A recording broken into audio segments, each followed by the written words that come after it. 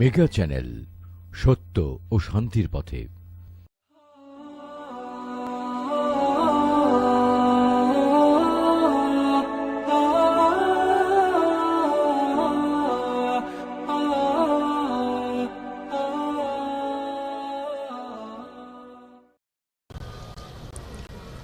الحمد لله نحمده ونستعينه ونستغفره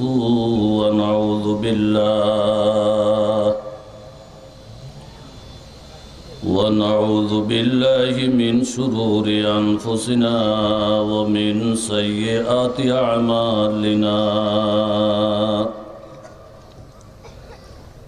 من يهده الله فلا مضل له ومن يضلله فلا هادي له. ونشهد أن لا إله إلا الله وحده لا شريك له. ونشهد أن سيدنا ومولانا محمدا عبده ورسوله أرسله بالحق بشيرا ونذيرا وداعيا إلى الله بإذنه وسراجا منيرا. إن الله وملائكته يصلون على النبي يا أيها الذين آمنوا صلوا عليه وسلموا تسليما. اللهم صل على سيدنا ونبينا وشفيعنا وحبيبنا ومولانا محمد صلى الله عليه وعلى آله وأصحابه وسلم تسليما كثيرا كثيرا. أما بعد فأعوذ بالله من الشيطان الرجيم. بسم الله الرحمن الرحيم. إن إلينا إيابهم ثم إن علينا حسابهم. وقال النبي صلى الله عليه وسلم والذي بيده نفس محمد لو بدأ لكم موسى فاتبعتموه وتركتموني لضللتم عن سواء السبيل. لو كان موسى حيا وأدرك نبوتي لاتبعني أو كما قال النبي عليه الصلاة والسلام. صدق الله العظيم وصدق رسوله النبي الكريم. ونحن على ذلك من الشاهدين والشاكرين والحمد لله رب العالمين. লালফুল তৌহিদি জনতার উদ্যোগে আয়োজিত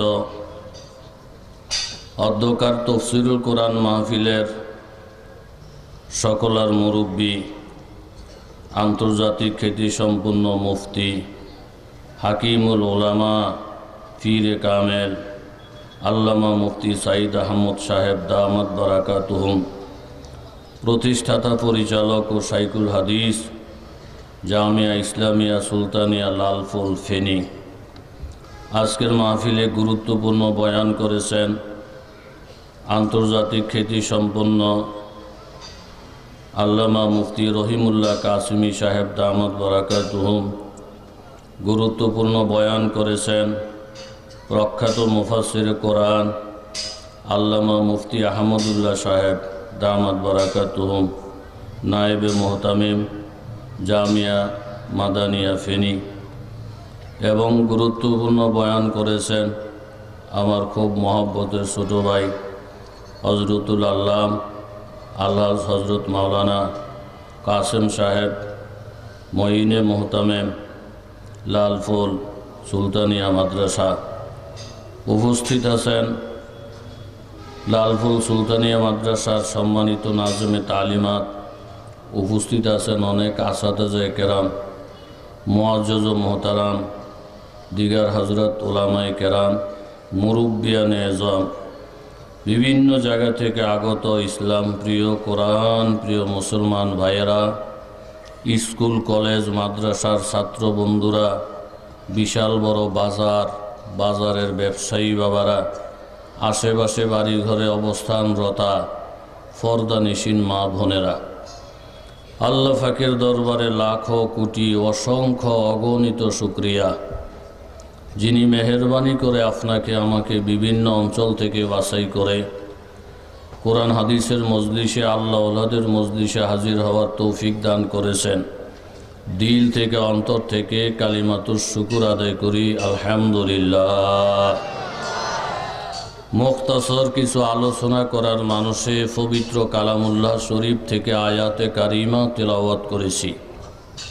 আকায়ে তাজদারে মদিনা সরকারে দো আলম মোহাম্মদুর রসুল্লাহ, প্রত্যেকে বলেন, কি বলবেন? প্রত্যেকে বলেন সাল্লাল্লাহু আলাইহি ওয়াসাল্লামের অসংখ্য হাদিস থেকে বরকতের জন্য একটি হাদিস পাঠ করেছি।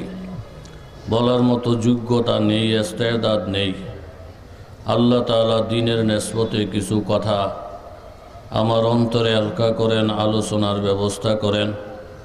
সেই অনুযায়ী আমাদের সকলকে যেন আল্লাহ তাআলা আমল করার তৌফিক দান করেন।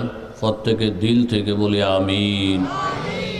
আজকের শ্রোতামণ্ডলের মধ্যে বেশিরভাগ দেখা যাচ্ছে ওলামায়ে কেরাম। আর আপনারা যারা বসছেন আলেম না হইলেও অন্তত ওলামায়ে কেরামের সংস্পর্শে আলেম ওলামার সাথে চলাফেরা করে আপনারাও মোটামুটি আলেম। এরকম পরিবেশে কথা বলতে অনেক সহজ, অনেক সুবিধা। অনেক জায়গায় কথা বললে বক্তার কথা বুঝার মতো যোগ্যতা অনেক শ্রোতার থাকে না। কি বলেন, ঠিক কি না? উত্তরবঙ্গ হুজুরে সূরা ইউসুফের তফসির করছেন। তফসির করে যখন রওনা দিছেন, পিছনে এক লোক দৌড়াইতেছে, হুজুর থামেন থামেন, আপনার সাথে গুরুত্বপূর্ণ কথা আছে। হুজুর কয়, কি কথা? আপনি যে সূরা ইউসুফের তফসির করছেন, এত সুন্দর ব্যাখ্যা, প্রত্যেকটা কথা অক্ষরে অক্ষরে বুঝে আসছে। হুজুর একটা কথা বুঝের বাকি। হুজুর কয়, কি? আপনি যে জোলাইখা বললেন, এই লোকটা কি বেড়া না বেড়ি, এই কথা দিয়ে বলেন নাই, এটা আমার বুঝে আসে নাই। জোলাইখা বেড়া না বেড়ি এই কথাটা বুঝার যোগ্যতা যার নাই, এরম লোকের কথা বুঝানো কি সহজ না কঠিন? সহজ না কঠিন? আল্লাহ তাআলা আমাদেরকে বলাও সহজ করে দেন, বুঝাও সহজ করে দেন, পাশাপাশি আমল করাও সহজ করে দেন। জোরে বলেন আমিন। এক মাহফিলের মধ্যে দোয়া করলাম যে আল্লাহ, এই মজলিসে যত লোক আছে প্রত্যেকের আপনি ওলি বানিয়ে দেন। আমনগো মাহফিল না, আরেক মাহফিলে ও মা অলি বানানোর দোয়া করছি, একজনও আমিন বলে না। নুরানি মক্তবের কয়েকটা ফোলাফাইন চিল্লাইতেছে আমিন আমিন। আমার তো মন খারাপ হয়ে গেছে, এমন একটা দামি দোয়া। জিজ্ঞাসা করলাম, অলি বানানোর দোয়া আপনারা আমিন বলেন না? হুজুর, অলি হওয়া বহুত ঝামেলা। অলি হইলে নামাজ লাগে, রোজা লাগে, টুপি লাগে, দাড়ি লাগে, ফাগড়ি লাগে, দুনিয়ার ঝামেলা। এই ডরে মুখ দিয়ে আমিন আসে না।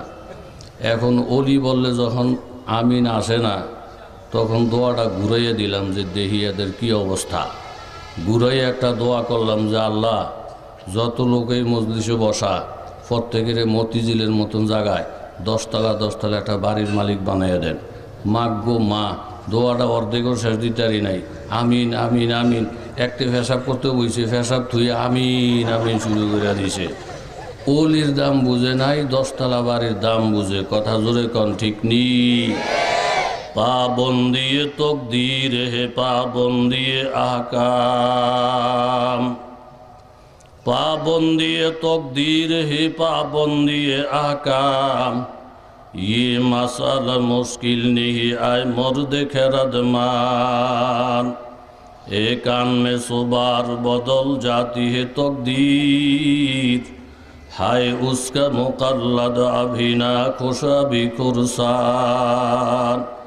तकदीर के पाबंद ना बाता तो जमादात, मोमिन फ़क़त अहकाम इलाही कहे पाबन।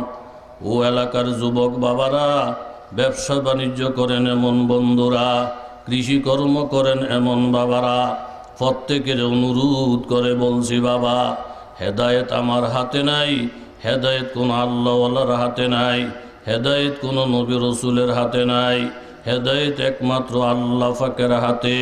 আল্লাহ নবী সরকার দুয়ালম ঘোষণা করেন, ও আমার সাহাবায়ে কেরাম শোনা, তোমাদের জন্মের আগে আল্লাহ তাআলা তকদীর লিপিবদ্ধ করেছেন। কে জান্নাতে যাবে এই কথাও আল্লাহ তাআলা লেখা শেষ করেছেন, কে জাহান্নামে যাবে এই কথাও লেখাপড়া হয়ে গেছে। সাহাবায়ে কেরাম বললেন, ইয়া রাসূলুল্লাহ আফালা নাত্তাকিলু আলা কিতাবিনা ওয়া নাদাউল আমল। ইয়া রাসূলুল্লাহ, তকদিরে যদি সব কিছু লেখা হইয়া থাকে, তাইলে আমরা তকদিরের উপরে বিশ্বাস কইরা আমল ছাইরা দেই। কপালে যদি জান্নাত লেখা থাকে, অটোমেটিক জান্নাত পেয়ে যাব। কপালে যদি জাহান্নাম লেখা থাকে, হাজারো আমল করলেও কাজ হবে না, জাহান্নামে যেতেই হবে। তাহলে তকদিরের উপরে বিশ্বাস কইরা আমল আখলাক সারিয়া দেই। নবীজি বলেন, ও সাহাবীরা শোনা, ছাইরা দেওয়া এটাও তোমার এখতিয়ারে নাই। ফাকুল্লুন মুয়াসসারুন ইলা মা খুলিকা লাহু, যেই লোকটাকে আল্লাহ তাআলা জান্নাতের জন্য বানাইছেন, তার জন্য জান্নাতের কাজ করা সহজ। ওই লোকটা জান্নাতের কাজ না করলে শান্তি পাবে না, আরাম পাবে না। যেই লোকটাকে জাহান্নামের জন্য বানাইছেন, তার জন্য জাহান্নামের কাজ করা সহজ। শরাব খাওয়া সহজ, মদ খাওয়া সহজ, আলেম ওলামারে গালি দেওয়া সহজ, নবীরে গালি দেওয়া সহজ, হত্যা করে ফেলা সহজ। অর্থাৎ এক কথা, যাদেরকে আল্লাহ জান্নাতের জন্য বানাইছেন, তাদেরকে জান্নাতের কাজকর্ম করতে দেখবা। জান্নাতের কাজকর্ম করা আল্লাহ তাআলা সহজ বানাইয়া দিয়েছেন। যার কপালে জাহান্নাম, ওই লোকটাকে হাজারো চেষ্টা করে ফিরাইতে পারবা না। জাহান্নামের কাজ করা তার জন্য সহজ। কথা জোরে বলেন, ঠিক কিনা? তাইলে আমরা যে কোরআনের মজলিসে, আল্লাহওয়ালাদের মজলিসে খুব সহজভাবে আসতে পারলাম, এতে লক্ষণ ভালো না খারাপ? ভালো না খারাপ? মনে করেন বাড়ি নোয়াখালী, আপনারা তো ফেনী দিয়েই ধরেন, বুঝতে সহজ। ছেলে থাকে ঢাকার শহর, ঠিকানাপত্র সাথে লইয়া ঢাকার শহরে গিয়া নামছেন গুলিস্তান। লামনের পরে ঠিকানা হারাই ফেলছে, মোবাইল নাম্বার নাই। লোকটা এখন বড় পেরেশান, কই যায়, কার কাছে যায়, কোথায় গিয়ে উঠি। এর মধ্যে গুলিস্তানের মোড়ে হোটেল, হোটেলের পাশ দিয়ে যখন হাঁটা ধরছে, 4-5 জন ভিতরের থেকে আইসা ডাক দিয়ে বলেন, চাচা বাড়ি কই? ফেনী। ভাত খাইছেন? না। নাস্তা খাইছেন? না। ঠান্ডা পানি খাইছেন? না। তারপরে আপনি দই খাইছেন? কয় না। টেনশনের কোনো কারণ নাই, আমাদের হোটেলে গরম ভাত আছে, খাসির গোস্ত আছে, রুই মাছের কল্লা আছে, পেপসি পান্তা আছে, দই আছে, আপনার যা খুশি আপনি খান।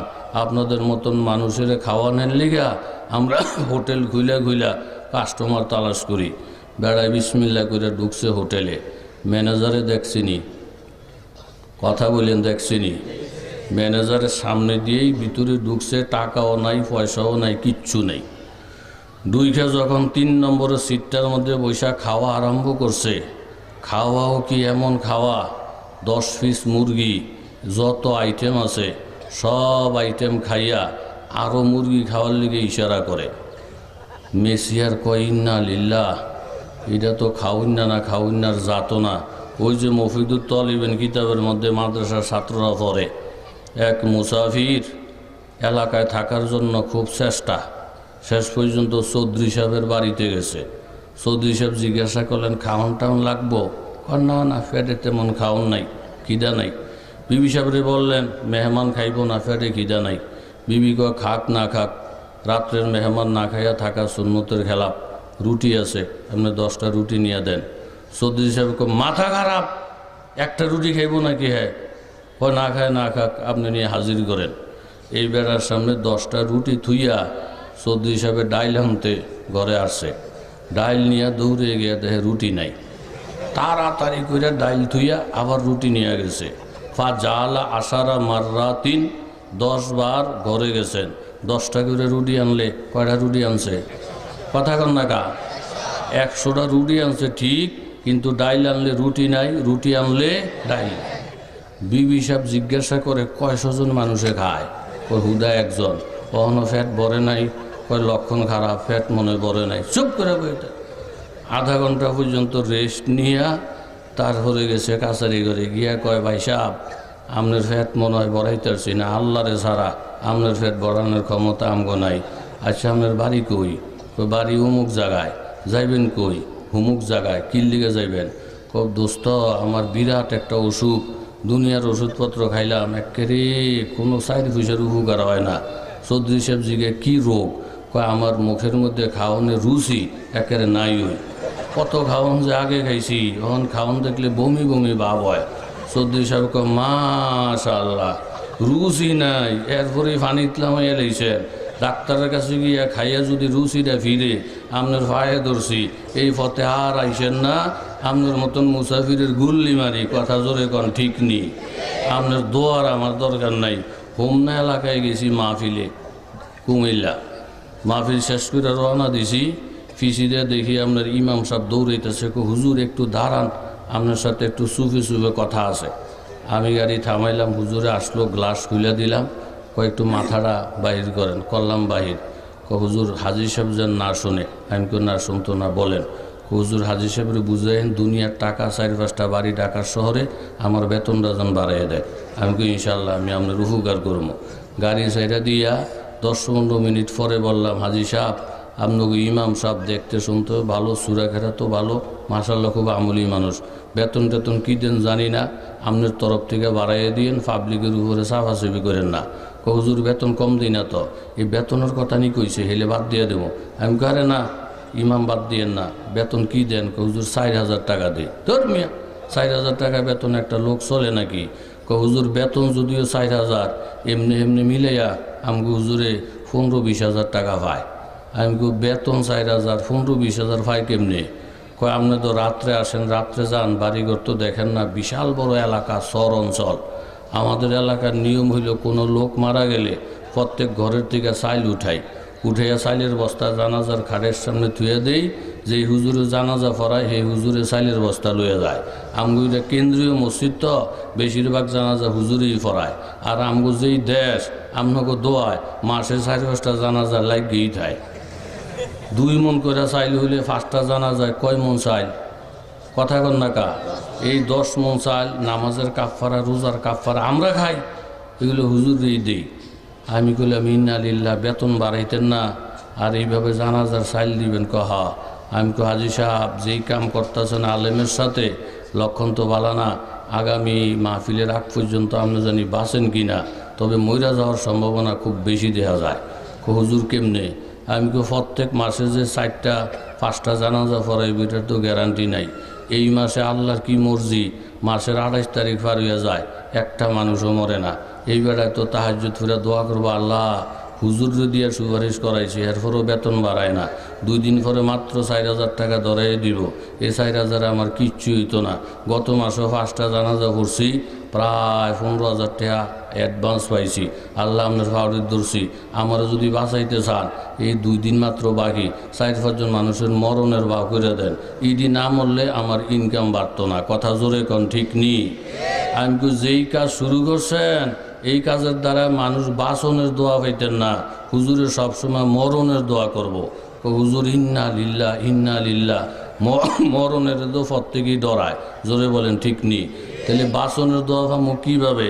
আমি জানাজার মধ্যে চাল উঠাইয়া দেওয়া, এই যে বদ রসুম, এগুলো শরীয়তের মধ্যে নাই। হুজুরের সাথে চালের সাথে কোনো সম্পর্ক রাখবেন না, বেতন বাড়াইয়া দিবেন, তাইলে উনি দোয়া করবো, আল্লাহ এই লোকগুলা পয়সা থাকলে, আয় ইনকাম থাকলে আমাদেরও সুবিধা হবে। কথা জোরে বলেন ঠিক নেই? এখন এই লোক হোটেলের মধ্যে 10 পিস মুরগি খাইছে, খাইয়া আরও দেখাইয়া দেয়, আরও দেওয়ার লেগা।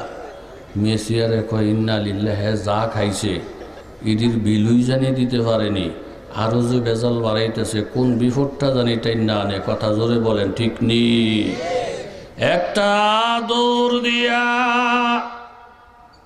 মেসিয়ার ম্যানেজারকে জানাইলেন, স্যার ওই 3 নম্বর সিটের মধ্যে যেই লোকটা বসা, হোটেলের মধ্যে ডুইগা এমন কোন আইটেম নাই যেই আইটেমটা খাইতেছে বাকি রাখছে।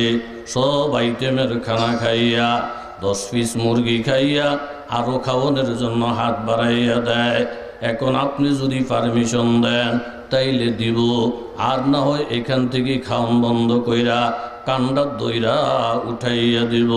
ম্যানেজার সাহেব ডাক দিয়ে বললেন, বাবা খবরদার আমার কাস্টমারের সাথে বেয়াদবি করিও না, তুমি কোনো ফাইজলামি করিও না, যাই না রাখো ইন্না ইলাইনা ইয়াবাহুম সুম্মা ইন্না আলাইনা হিসাবাহুম। এটার নাম হইল হোটেল।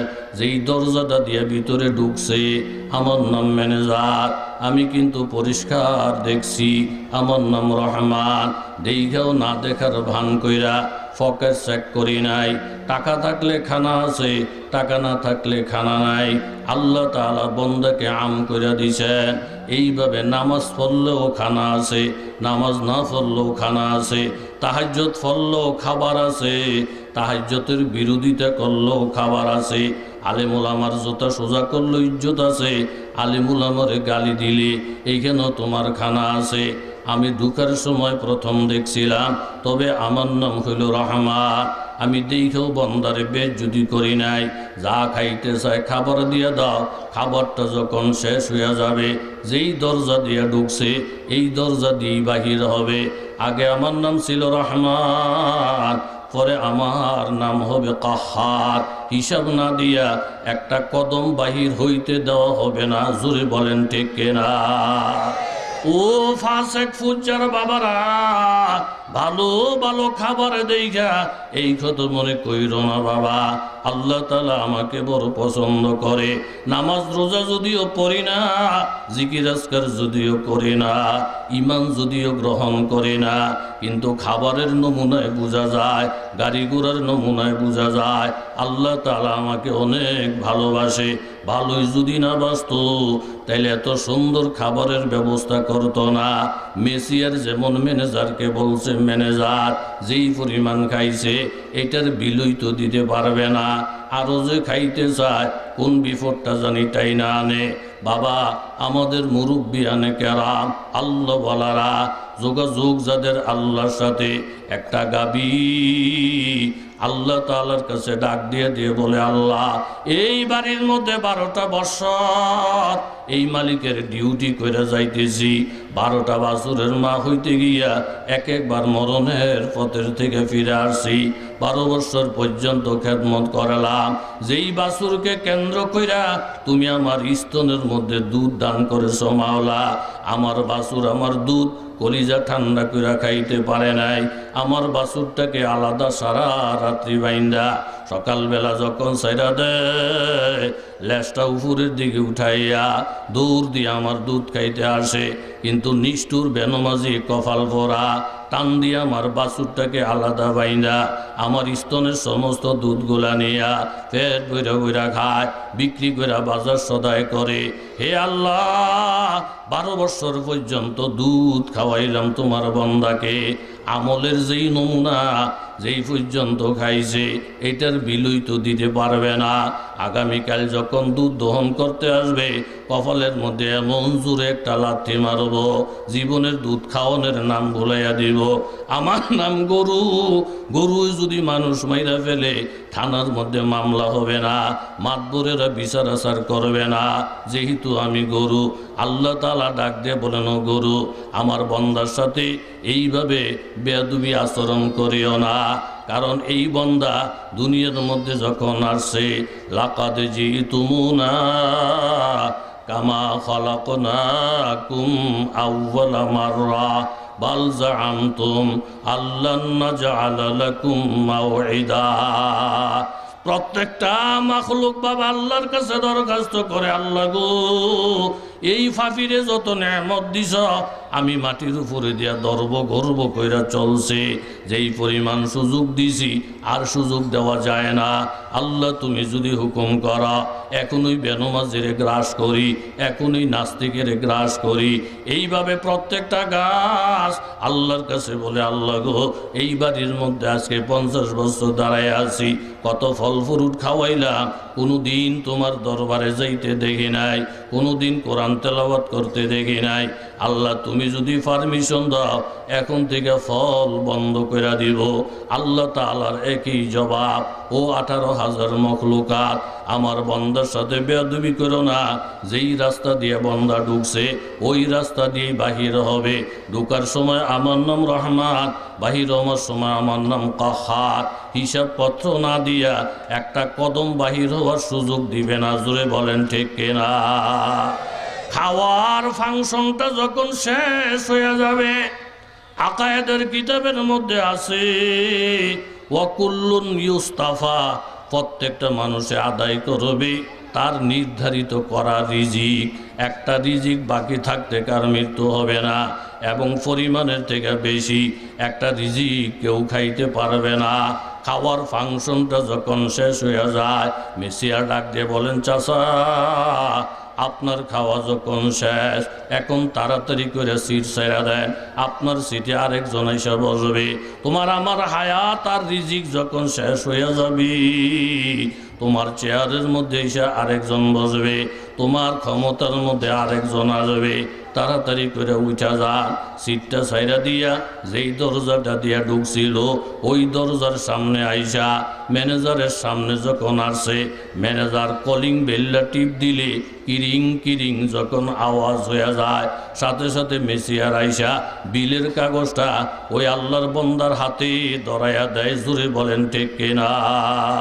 ওয়াউযিআল কিতাব ফাতারাল মুজরিমিনা মুশফিকিনা মিম্মা ফীহি ওয়া ইয়াকুলুনা ইয়া ওয়াইলাতানা মা লিহাযাল কিতাব লা ইউগাদিরু সগীরাতান ওয়ালা কাবীরাতান ইল্লা আহসাহা ওয়া ওয়াজাদু মা আমিলু হাযিরা ওয়ালা ইয়াযলিমু রাব্বুকা আহাদা।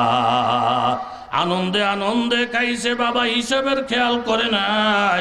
খাওয়ার ফাংশনটা যখন শেষ হয়ে যায়, মিসিয়ার এসে একটা বিলের কাগজ ধরাইয়া দেয়। বাবা ময়দানে মাহশর আল্লাহ তাআলা বলেন, ইয়ালকাহু মানসুরা, আপনার আমার আমল নামা বাতাসের মধ্যে উড়তে থাকবে। ফাম্মা মান উতিয়া কিতাবাহু বিয়ামিনি ফাসাউফা ইউহাসাবু হিসাবান ইয়াসিরা ওয়া ইয়ানকালিবু ইলা আহলিহি মাসরুরা। আমল নামা উপরে উঠতে থাকবে বাতাসে। এলানকারী এলান দিবেন, ও বান্দারা আমল নামা নিয়ে তোমরা টানাটানি করিও না। আমল নামা নিজে নিজেই তোমাদের আমল অনুযায়ী তোমাদের কাছে পৌঁছে যাবে। কারো কারো ডাইন হাতে যাবে, আর কারো বাম হাতে বা পিঠের মধ্যে লাগবে। তবে এই কথাও জাইনা রাখো বন্দারা, ডাইন হাতে যাদের আমল নামা আসবে তাদের হিসাব সহজ হইয়া যাবে, পরবর্তীতে তারা মাপ পাইয়া যাবে। ডাইন হাতে আমল নামাটা আসার পরে বন্দার খুশির কোনো শেষ থাকবে না। হাফেজে কোরআনের ডাইন হাতে আমল নামা, আলেমের ডাইন হাতে আমল নামা, ফায়ানকালিবু ইলা আহলিহি মাসরুরা। এই আমলনামাটা লইয়া হাফেজে কোরআন একটা দৌড় দিয়া নিজের মা বাবার কাছে যাবে, নিজের ফ্যামিলির কাছে যাবে। মা 10টা মাস পর্যন্ত বড় কষ্ট করে আমাকে পেটে ধারণ করেছিলা, নিজে না খাইয়া পুরাতন কাপড় পরিধান কইরা গো মা আমাকে মাদ্রাসার খরচ চালাইয়েছিলা। আজকে দেখো গো মা তোমার ছেলের ডান হাতের মধ্যে আমলনামা। এইভাবে বাবা প্রত্যেকটা হাফেজে কোরআন, প্রত্যেকটা নেককার বান্দা ডাইন হাতের মধ্যে আমলনামা পাইয়া পাইয়া নিজের আহলো ইয়ালের নিকটে যাবে। ওয়াম্মা মানুতিয়া কিতাবাহু বিশিমালিহি ফাসাউফা ইয়াদউ সুবুরা ওয়া ইয়াসলা সাইরা। বাম হাতে অথবা পিঠে যখন আমলনামা আসবে তখন তারা মৃত্যুকে ডাকাডাকি করবে। আল্লাহ বলবেন ডাকাডাকি করলে হবে না, তোমাদের আর মৃত্যু হবে না, অতি সত্বর তোমরা জাহান্নামে প্রবেশ করবা। জুড়ে বলেন ঠিক কিনা? এই জন্য এলাকার ব্যবসায়ী বাবারা আমলনামাটা যখন হাতের মধ্যে আইসা যাবে, ওয়ালা ইয়াজলিমু রাব্বুকা আহাদা, আল্লাহ তাআলা বলবেন বান্দা তোমার আমলনামার মধ্যে যা লেখা আছে একটা জাররা পরিমাণ তোমার উপরে জুলুম করা হয় নাই, বেশিও লেখা হয় নাই। লা ইউগাদিরু সাগীরা ওয়ালা কাবীরা ইল্লা আহসাহা। ছোটোর থেকে ছোট গোনা, বড়োর থেকে বড় গোনা, যা খাইছো যত কিছু বান করছ হোটেলের মধ্যে যেমন সব কিছু লেখা লেখা বিলটা লেখা থাকে। আপনার আমার ছোট কর্ম বড় কর্ম, ছোট গুণা বড় গুণা, ছোট নেক বড় নেক সব কিছু ওই আমলনামার মধ্যে লেখা থাকবে। জোরে বলেন ঠিক কিনা? এখন মাথার মধ্যে হাত, ইন্না লিল্লাহ। মনে করছিলাম খুব সহজ, আমল না থাকলেও খাওয়া যায়, আমল না থাকলেও নেতাগিরি করা যায়, আমল না থাকলেও বড়গিরি করা যায়। এটা এখনো ধরার টাইম না। যেই দরজা দিয়ে ঢুকছি, যেইভাবে হফাতান হরিয়ানা বাহির হওয়ার সময় মায়ের পেটের থেকে জামা কাপড় ছিল না, জুতা স্যান্ডেল ছিল না, এইভাবে আবার একদিন আল্লাহর দরবারে উঠবো যেখানে জুতা স্যান্ডেল থাকবে না, জামা কাপড় থাকবে না। কথা জুড়ে বলেন ঠিক নি? ধরা খেয়ে গেছে আটকা। একটু পরে ওনার সিটের পাশে 4 নম্বর সিট, ওইখান থেকে একটা লোক খাওয়া দাওয়া কইরা একের ম্যানেজারের সামনের থেকে টিস্যু নিয়া মুখ মুছতে মুছতে হিসাবপত্র ছাড়া, টাকা পয়সা ছাড়া হাইটে যাইতেছে। ম্যানেজার ওনারে দেখে হাসে, উনিও ম্যানেজাররা দেখে হাসে, হিসাবপত্র নাই। জোরে কান সুবহানাল্লাহ। এই লোকটা ডাক দিয়ে বলবেন, হে আল্লাহ, আলাম নাকুম মাকুম ক্বালু বালা ওয়ালাকিন্নাকুম ফাতানতুম আনফুসাকুম ওয়া তারাব্বাসতুম ওয়ারতাবতুম ওয়া গাররাতকুমুল আমানিয়ু হাত্তা জাআ আমরুল্লাহ ওয়া গাররাকুম বিল্লাহিল গারুর। 4 নম্বর সিটের লোকটা খাওয়া দাওয়া কইরা বিনা হিসেবে যখন চলে যায়, ডাক দিয়ে বলবেন, ও ম্যানেজার, আমি আর উনি তো একই মহল্লায় ছিলাম, চাষা ধরা পড়ে গেছে বাবা, কিন্তু বাতিজার আমল ভালো। ডাক দিয়ে বলবেন, ও পাক পরওয়ারদিগার, চাষাই যেই মহল্লার অধিবাসী, আমিও তো সেই মহল্লার অধিবাসী। উনি যেই বাজারের দোকান পাটে সদায় খাইছে, আমিও তো সেই দোকান পাটে সদায় খাইয়েছি।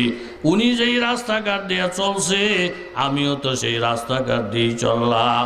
আমাকে খাওয়ানোর পরে হিসাবের জন্য আটকে রাখলেন, উনি যে খাওয়া দাওয়া কইরা বিনা হিসাবে চলে যায়, ওনারে দিহি আটকাইলেন না। তাইলে আমার মধ্যে ওনার মধ্যে পার্থক্যটা কি? বাবা, দুনিয়াতে মানুষ বহুত আছে, একদল বান্দা এই নেয়ামতের জন্য আল্লাহর কাঠগড়ায় দাঁড়িয়ে যাবে, আর একদল আল্লাহওয়ালা বান্দা হাসরের ময়দানে বিনা হিসেবে জান্নাতে যাবে। জোরে বলেন ঠিক কিনা? ডাক দিয়া বলবেন, ও কপাল ফোরা, তুমি এবং ওই লোক একই সমাজের মধ্যে ছিলা। মসজিদে যখন আজান হয়ে যাইতো, এই লোক মসজিদের দিকে দৌড়াইতেন, তুমি দোকানের দিকে দৌড়াইতা। এক কথা, এই লোকটা ছিল আমার ঘনিষ্ঠ বন্ধু। আমি আমার ঘনিষ্ঠ বন্ধুরে আমার হোটেলের মধ্যে খাওয়াইয়া যদি হিসাব চাই, আমি ম্যানেজারের ইজ্জত বাঁচে না। একদল আল্লাহওয়ালা বন্ধা আছে জমিনে, হাসরের ময়দানে আল্লাহ তাআলা তাদেরকে ডাক দিয়ে বলবেন, ও বন্দা, আমার সাথে পরিচয় লাভ কইরা, আমার সাথে বন্ধুত্ব কায়েম কইরা, আমার হাবিবের সাথে মহাব্বত বজায় রাইগা দুনিয়াতে আমল করে আসো, আজকে আমি আল্লাহ তাআলা তোমাদেরকে বিনা হিসেবে জান্নাত দিলাম। জোরে কান সুবহানাল্লাহ। আলেম ওলামা এই দেশে আপনার আমার জন্য নেয়ামত, কথা জোরে বলেন ঠিক নেই। হক্কানি ফির মাশায়েখগণ আপনার আমার জন্য নেয়ামত, কথা জোরে বলেন ঠিক কিনা। আল্লামা রুমি রহমতুল্লাহ আলাই মসনবী শরীফের মধ্যে লেখছেন, এক বাদশাহ একটা বেজিরে ফালতেন বড় আদর কইরা। কিসেরে ফালতেন? কথা কন না কা। বেজিরে খুব মহব্বত কইরা ফালে, খাওয়ানোর দরকার খাসার ভিতরে দেয়, পানির দরকার খাসার ভিতরে দেয়, যা যা প্রয়োজন সব বাদশাহ নিজের পক্ষ থেকে বেজিরে খাসার ভিতরে সব কিছুর ব্যবস্থা করে। এখন বাদশার ভরণ পোষণের দায়িত্বে বেজি খাসার মধ্যে আছে, কথা জোরে বলেন ঠিক কিনা। আমরা যারা আলেম ওলামা, এই মাদ্রাসার বোর্ডিংয়ের খরচ, আসাতেজায়ে কেরামের বেতনের ভার, এইভাবে মাদ্রাসার বিল্ডিং তামির নির্মাণ, এই সমস্ত ভরণ পোষণ কি সরকারে দেয় না এলাকার জনগণে দেয়? সরকার দেয় না জনগণ দেয়? তাহলে জনগণ আমাদেরকে টাকা দিতে রাজি, পয়সা দিতে রাজি, সালাম দিতে রাজি, বোর্ডিংয়ের খরচ চালাইতে রাজি, বিল্ডিং বানানোর প্রয়োজন বিল্ডিং বানাই দিতে রাজি। বেজিরে যেমন বাদশা সব দেয়, কিন্তু একটা জিনিস দেয় না, সেটি হলো বেজির কোনো স্বাধীনতা নাই। এই বন্দি থাকবা, খাওয়ান লওনের যা দরকার বই বয়ে খাইবা, কিন্তু স্বাধীনভাবে কথা বলতে পারবে না। এই দেশের মানুষেরও কিছু কিছু মানুষের চরিত্র, হুজুর বেতন লাগে লইয়া যান, খাওয়ান লাগে 4 বার খান, বিল্ডিং বানাইতে হয় টাকা পয়সা লইয়া যান, কিন্তু আপনারা স্বাধীনভাবে কথা বলতে পারবেন না। স্বাধীনভাবে যদি ওলামায়ে কেরাম কথা বলতে না পারে, তাহলে ওলামায়ে কেরাম যদি এই দেশে থাকতে না পারে, আল্লাহর কসম তোমরাও থাকতে পারবা না। জোরে বলেন ঠিক কিনা। এইভাবে বন্দি অবস্থায় বেজি বাদশার খাসার ভিতরে থাইকা জীবন যাপন করতেছে, বাদশার আইন কানুন মাইনা নিতেছে। হঠাৎ করে বেজি খাসার ভিতরে থাইকা একদিন নজর কইরা দেখে, বাদশা যেই বাড়ির মধ্যে বসবাস করে, ওই বাড়ির মধ্যে বিষাক্ত সাপ বারবার ওয়ালের পাশ দিয়া ঘোরাফেরা করতেছে। একদিন 2 দিন ঘোরাফেরা কইরা হঠাৎ করে একদিন ওই ওয়াল টপকাইয়া বাদশার বাড়ির ভিতরে গিয়া বাদশার প্রাণপ্রিয় কলিজার টুকরা সন্তানটাকে হত্যা কইরা যেই রাস্তা দিয়ে বেশি ঢুকছিল, ওই রাস্তা দিয়া বাহির হইয়া পলাইয়া যায়। বাদশাও ঘুমে, বাদশার বউ ঘুমে। সন্তানকে কে হত্যা করলো, কে গজব করে দিল, বাদশাও টের পায় নাই, এরকম বউ টের পায় নাই। বেশি চিন্তা করে দেখালো, এতদিন পর্যন্ত যে বাদশার ঘরে খানা খাইলাম, আমি বেজিকে যদি মুক্তভাবে খোলাখালিভাবে যদি ছাইরা দিত, বেজি যেই এলাকায় থাকে ওই এলাকায় সাপ আসতে পারে না। বাংলাদেশে যত লক্ষ লক্ষ ওলামায়ে কেরাম আছে, এই ওলামায়ে কেরামকে যদি মুক্তভাবে কথা বলতে দেওয়া হয়, স্বাধীনভাবে চলাচল করতে দেওয়া হয়, আল্লাহর কসম বাতিলের কোনো আস্ফালন এই বাংলার জমিনে থাকতে পারে না। জোরে বলেন ঠিক কিনা।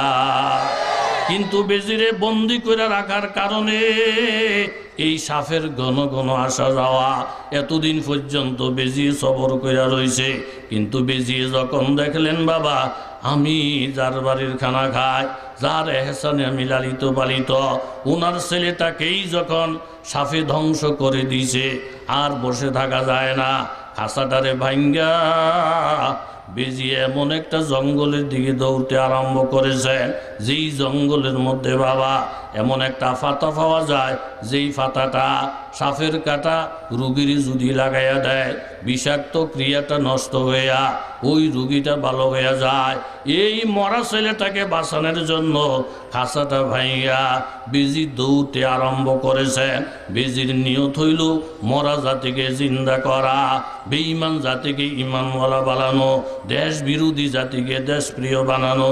তাহলে বেজি যে কর্মসূচিটা নিল এটা বাচ্চার পক্ষে না বিপক্ষে জানতে চায়।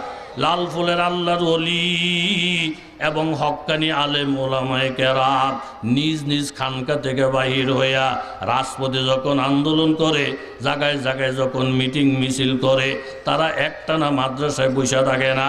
মাদ্রাসা থেকে বাহির হওয়া, রাজপথের মধ্যে আন্দোলন করা একমাত্রই মরা জাতিকে বাঁচানোর জন্য। জোরে বলেন ঠিক কিনা? বুঝা বড় দরকার। হোটেলের মধ্যে চোর চুরি করছে, ধরা পড়ছে, আপনাকে কষ্ট হয়নি? এমন মায়ের মারছে, ও মায়েরা কর তোবা কর, তোবা কর, আর চুরি করবি নি? কয় না, আইবি নি না।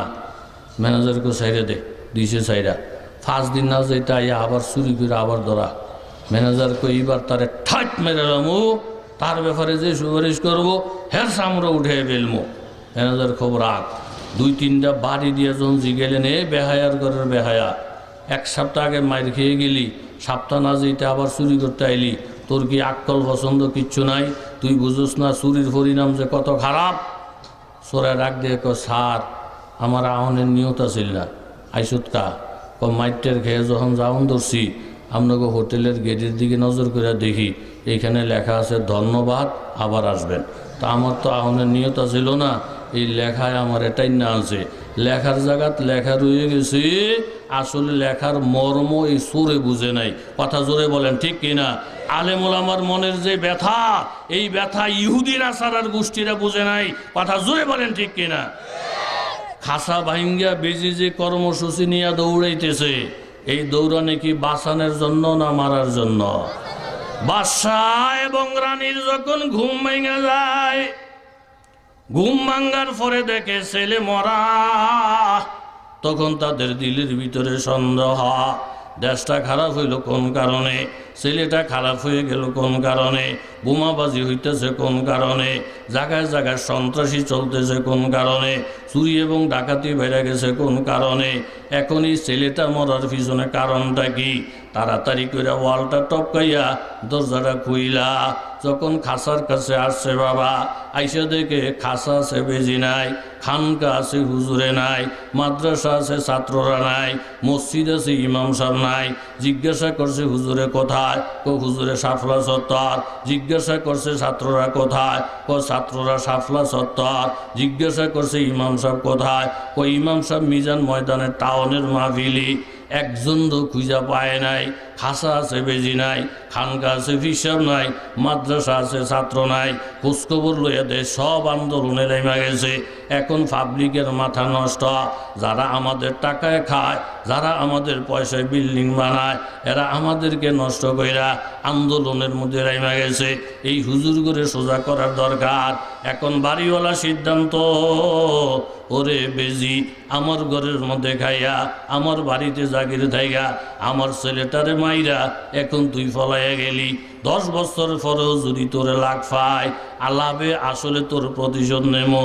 হাতের মধ্যে একটা লাঠি লইয়া বেজিরে মারার জন্য বাবা ওই বাচ্চা সব সময় ততফার। আপনাদেরকে জানতে চাই, যার কারণে ছেলে মারা গেছে উনি কিন্তু ধরাছোঁয়ার বাহিরে। দেশটা যাদের কারণে ধ্বংস হইতেছে, সন্ত্রাসী কর্মকাণ্ড যাদের কারণে ধরা হইতেছে, এরা সব ইহুদি আর নাসারার দল।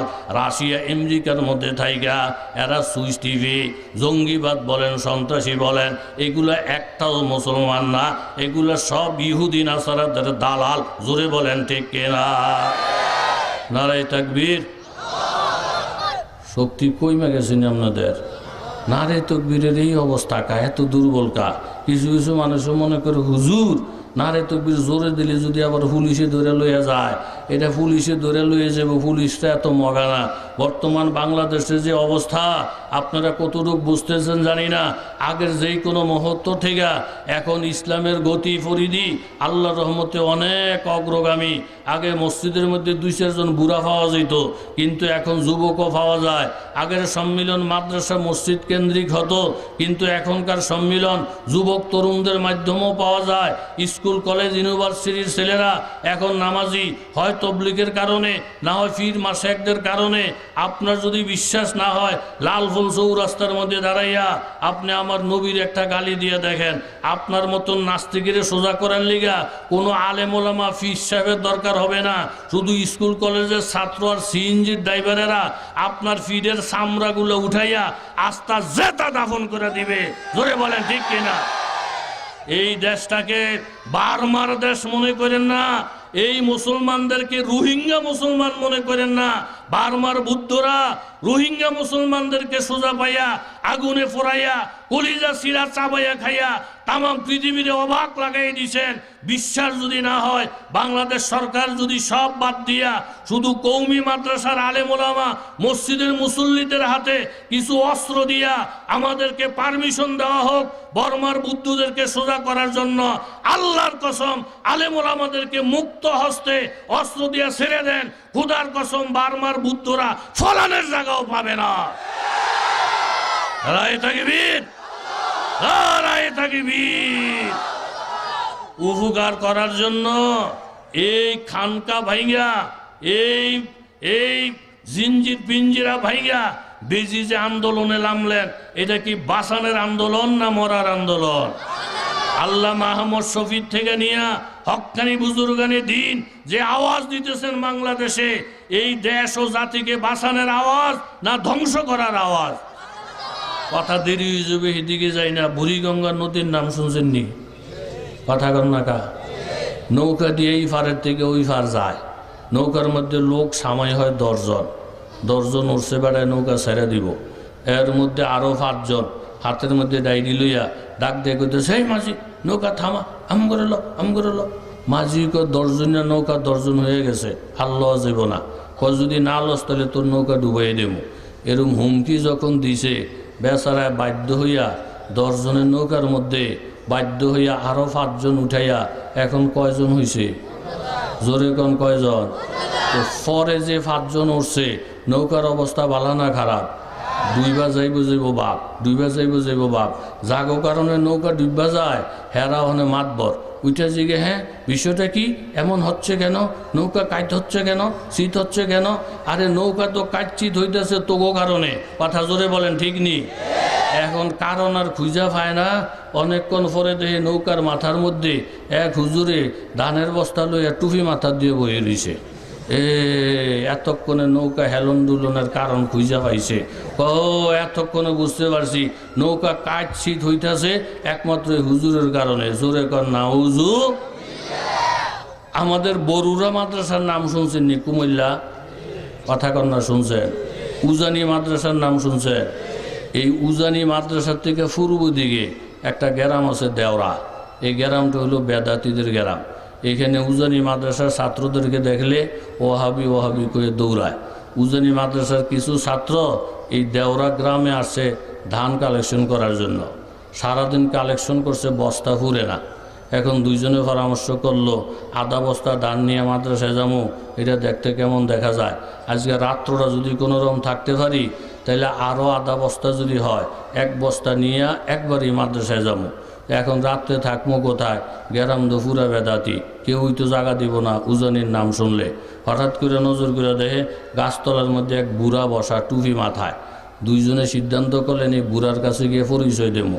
বুড়াই যদি রাত্রে থাকার জায়গা দেয় আলহামদুলিল্লাহ, আর বুড়াইও যদি বেদাতি হয় তাইলে আমি উজানি মাদ্রাসার ছাত্র এই পরিচয় যদি দেই, বুড়াই যদি আমারে ধইরা যাতা দিয়া মারধর শুরু করে, তাহলে তুই যেহেতু দুর্বল, তুই বস্তাটা লইয়া আধা মাইল দূরে থাক।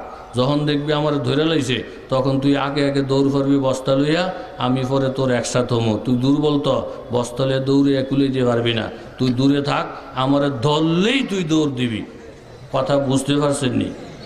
এই সিদ্ধান্ত করে দুর্বলটারে আধা মাইল দূরে থুইয়া শক্তিশালী যিনি উনি আইসে আয়া কয় চাচা, কয় কি আমরা আপনার বাসায় একটু রাত্রটা থাকতে পারবো, খাওয়ান টাউন লাগতো না?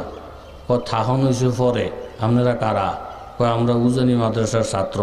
আল্লাহর কি মেহরবানি, এই বেড়া আবার উজানির কারি ইব্রাহিম সাহেব রহমতুল্লাহ আলের মুরিদ আছিল। জোরে কন সুবহান। যখন উজানি মাদ্রাসার ছাত্রটা শুনছে, এই বেড়া বসার থেকে লাভ দিয়ে উঠে ছাত্ররা জাতা দিয়ে ধরছে। ধরতে দেরি, এই বেড়া দৌড় দিতে দেরি না। দৌড় ও ক্যাসা দৌড়, 15 জনের হেরে থামানোর কোনো ক্ষমতা নাই। কিন্তু এই ধরায় বেশ কম আছে না? নাই, ধরছে ঠিক ওই ধরায় বেশ কম। এই ধরা হইল মহাব্বতের ধরা। ওই বেটায় দুশ্মনির ধরা মনে করে দৌড়ায়। 15 জন মানুষ উঠলো বাবা, পরে 5 জন, আগে 10 জন। নৌকা ডুইবা যাইবে বাপ। এখন ওই 5 জনে উইঠা, যাদের কারণে নৌকা ডুইবা যায়, ওনাদের দোষটা ওনাদের কান্দে না রাইখা সমস্ত দোষ চাপাই দিছে হুজুরের উপরে।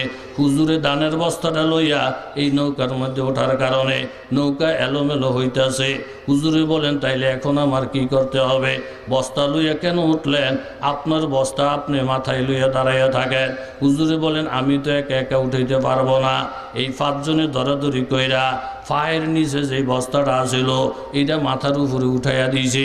বাবা জানতে চায়, বস্তার নিচে থাকলে যেমন ওজন, মাথার উপরে উঠলে তো তেমনই ওজন। জোরে বলেন ঠিক কিনা?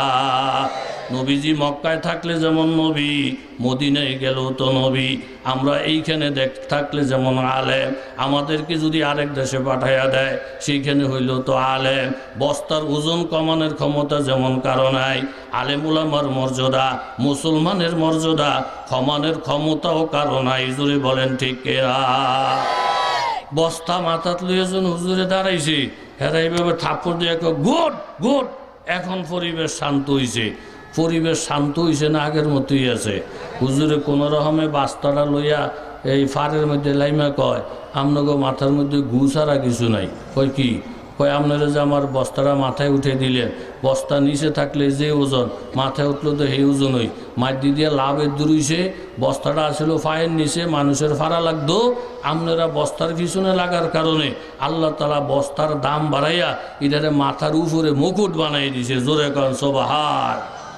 আলেম ওলামা নিয়া, মুসলমান নিয়া ইহুদিরা সারারা যদি বাড়াবাড়ি করে, এই বাড়াবাড়ির দ্বারা মুসলমানের দাম কমবে না, আলেম ওলামার দাম কমবে না।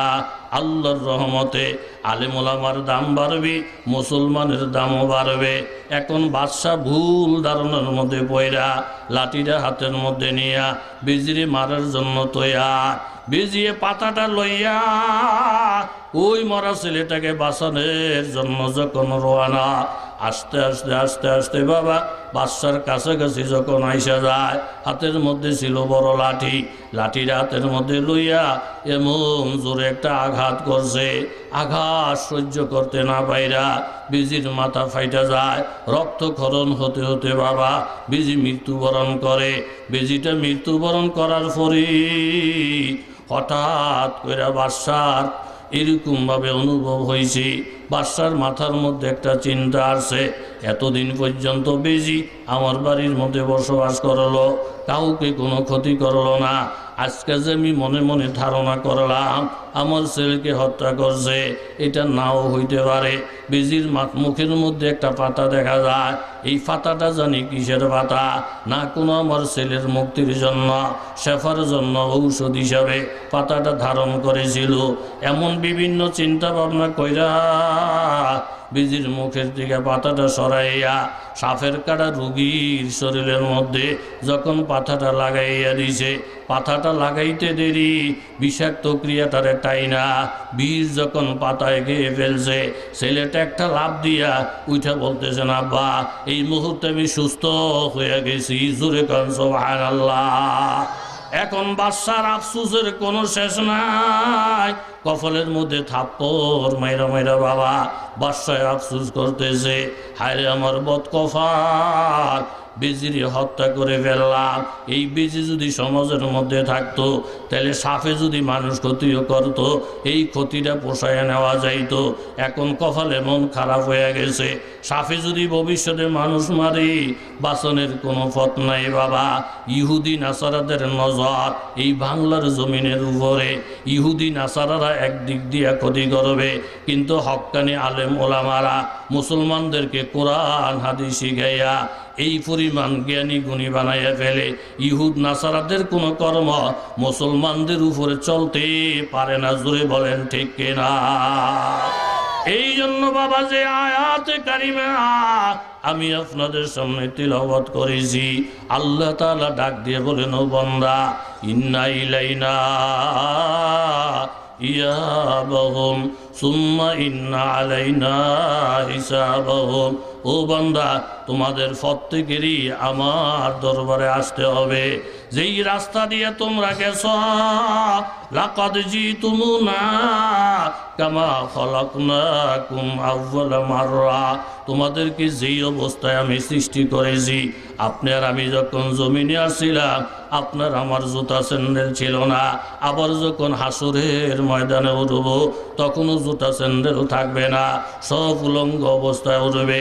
মা আয়েশা রাদিয়াল্লাহু তাআলা আনহা আমার নবীকে জিজ্ঞাসা করলেন, ইয়া রাসূলুল্লাহ, আমরাও কি হাসরের ময়দানে জুতা স্যান্ডেল ছাড়া উঠব?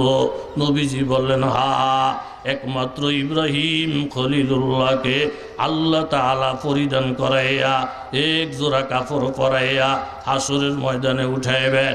এটা ইব্রাহিম খলিলুল্লাহর স্পেশাল একটা নেয়ামত, আল্লাহ পাকের একটা পুরস্কার। কারণ নমরুদের আগুনের মধ্যে ইব্রাহিম খলিলকে যখন ফালাইছিলেন, উলঙ্গ কইরা ফালাইছিলেন, ওই উলঙ্গের প্রতি বদলা দেওয়ার জন্য আল্লাহ তাআলা ইব্রাহিম খলিলকে এক জোড়া পোশাক পরাইয়া হাসরের ময়দানে উঠাইবে। ও আয়েশা সিদ্দিকা, তুমিও উলঙ্গ থাকবা, সব মানুষ উলঙ্গ থাকবে।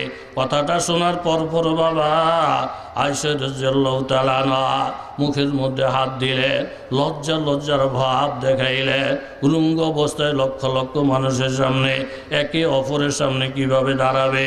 আল্লাহর নবী বলেন, আয়েশা, হাল আতাকা হাদিসুল গাশিয়া, তুমি কি ওই হাদিস জানোনি, ওই খবর জানোনি, ওই দিনের কথা জানো যেই দিনে বহুত মানুষ বেহুশ হয়ে যাবে? এই দিনের নাম হলো কিয়ামতের দিন, ওই দিনের নাম হলো হিসাব নিকাশের দিন, হাসরের ময়দান। আল্লাহ তাআলা ডাক দিয়ে বলেন, বান্দা, ইয়া আইয়ুহান নাসুত্তাকু রাব্বাকুম ইন্না জালজালাতাস সাআ শাইউন আযীম। কিয়ামতের জলজলা যখন শুরু হয়ে যাবে, এটা বড় কঠিন দিন হবে, কঠিন অবস্থা হবে। ইয়াউমা তারাউনাহা তাযহালু কুল্লু মুরদিআতিন আম্মা আরদাআত ওয়া তাদাউ কুল্লু যাতি হামলিন হামলাহা ওয়া তারান নাসা সুকারা। সংক্ষেপ কথা বাবা, সেই দিন জ্ঞানী মানুষের জ্ঞান থাকবে না। সন্তান দারুণী মা, তার সন্তানের কথা মনে থাকবে না, তাজহালু সব ভুলিয়া যাবে। হাসরের ময়দানটা হবে বাবা সোয়াকাত মাথার উপরে সূর্য, জমিনটা হয়ে যাবে তামার। এক একটা পাও যখন ময়দানে রাখবে, আগুনের মতন যখন পাও জ্বলে যাবে, এই পাওটা আলগি দিয়া আবার ওই পাওটা রাখবে, ওই পাওটা যখন পুড়ে যায় আবার এই পাওটা রাখবে।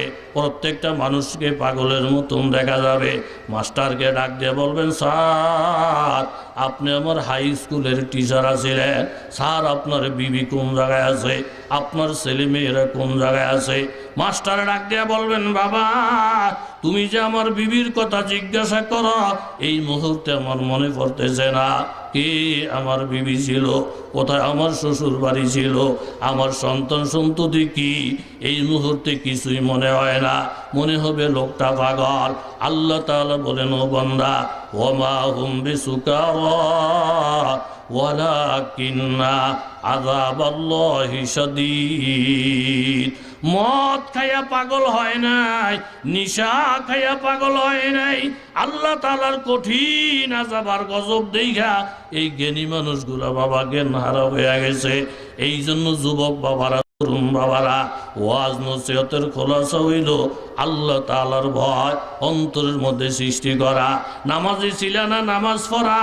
আল্লাহ তাআলা ডাক দিয়ে বলেন, ও বান্দা, নবীর মাধ্যমে জানাইয়া দিছে, তুমি যদি এক ওয়াক্ত নামাজ ছেড়ে দাও 2,88,00,000 বর্ষার জাহান্নামের আগুনে জ্বলতে হবে। মান তারাকা সলাতা হাত্তা মাজা ওয়াক্তুহা উযিবা ফিন্নারি হুকুবান ওয়াল হুকবু সামানুনা সানাতান। এক ওয়াক্ত নামাজ ছেড়ে দিলে তোমাকে 80 হুকবা জাহান্নামে জ্বলতে হবে। 80 হুকবার পরিমাণ 2,88,00,000 বর্ষার জাহান্নামের আগুন।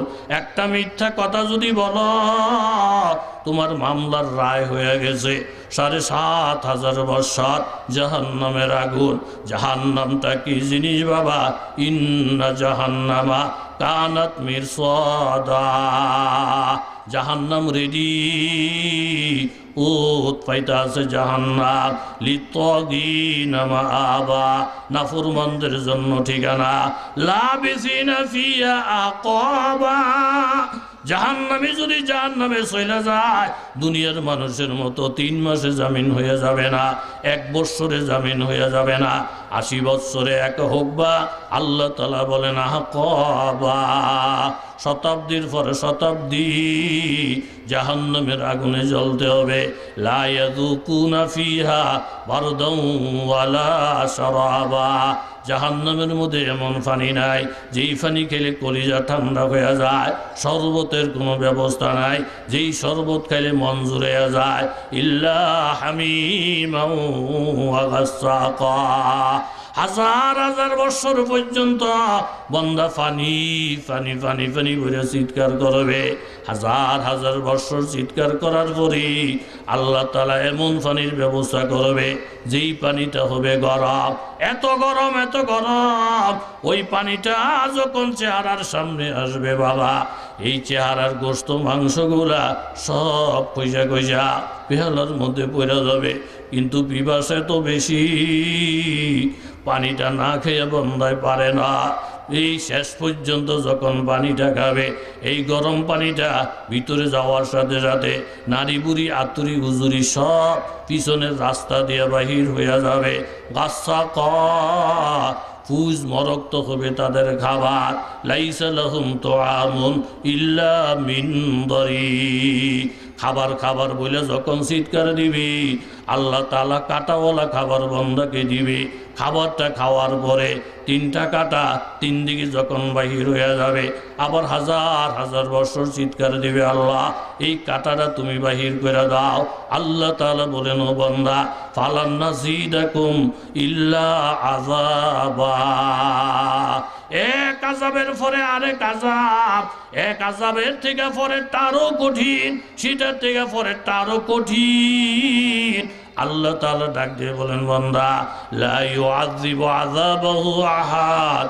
আমি যদি রাগ হইয়া যায়, আমার জালালিও যদি গালেব হইয়া যায়, আমারে যদি সাতাইয়া ফেলস বান্দা, আমি আল্লাহরে খেপাইয়া যদি কবরে আইসস, লা ইউআযিবু আযাবাহু আহাদ।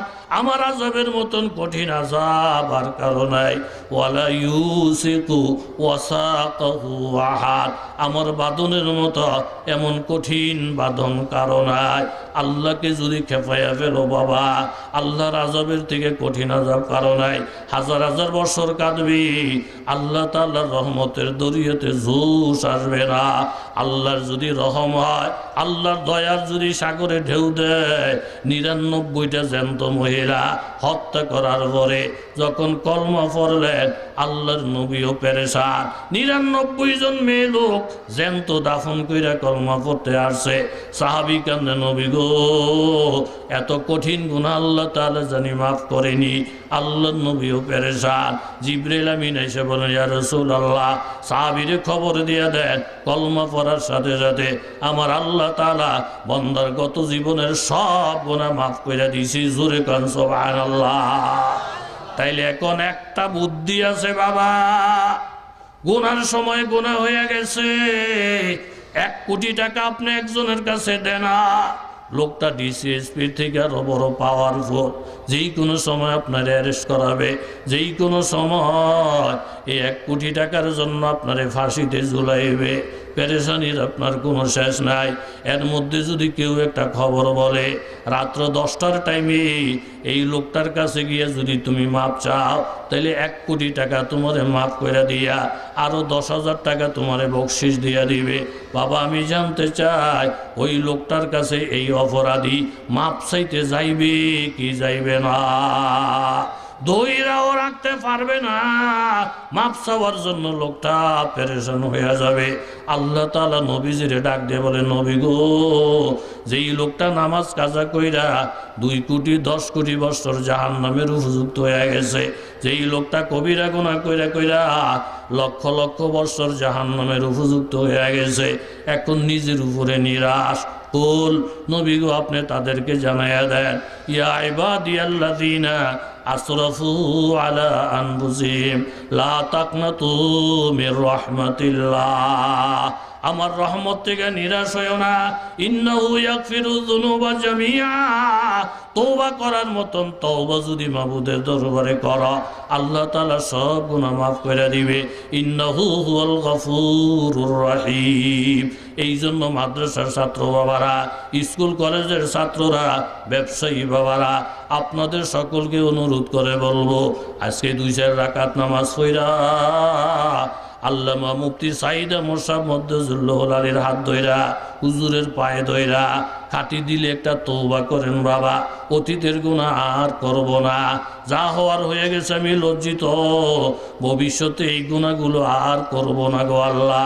এমন একটা ওয়াদা কইরা আমরা যদি খাটি দিলে তওবা করি, ওয়ালাউ কানাত মিসলা জাবাদিল বাহার, তোমার গুনাহ যদি সমুদ্রের ফেনা পরিমাণ হয়, বালুর কণা পরিমাণ হয়, আমার আল্লাহ তাআলা তওবার বরকতে তোমার জীবনের সব গুনাহ মাফ করে দিবে। জোরে কোন সুবহানাল্লাহ, নারে তাকবীর। আসতে হয়ে গেছে, আপনাকে কষ্ট হইতেছে নি? দোয়া করে দিতাম না, আর 2-4টা কথা বলতাম। নারে তাকবীর, নারে তাকবীর। আল ইসলামের আলো, আল কোরআনের আলো। এই জন্য আমাদের তওবা কইরা আল্লাহর নবীর ইত্তেবা, আল্লাহর নবীর, জোরে বলেন কি ইত্তেবা। হুজুরে পুরনূর সাল্লাল্লাহু আলাইহি সাল্লাম মদিনার মসজিদে নববীতে বসা, মদিনার মসজিদে নববীতে বসা। বুরাইদা আসলামী নামে একজন সাহাবী দৌড়ে আইসা আল্লাহর নবীর সামনে বসলেন। নবীজি তাকে বলেন, বুরাইদা? কই জি হুজুর। চুল টুল খুব এলোমেলো, ফেরেশান ফেরেশান বাপ, কিছু বলবা নাকি?